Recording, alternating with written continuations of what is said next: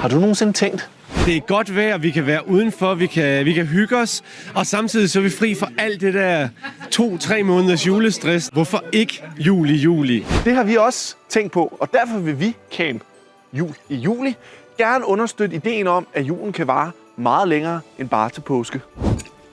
Alt man savner fra julen, julefrokoster, hygge og vigtigst af alt, fællesskaber. Derfor vil vi gerne invitere på snapsesmagning hver eneste dag. Men vigtigst af alt vil vi gerne invitere jer til at fejre jul med os den 1. juli i Camp Jul i Juli.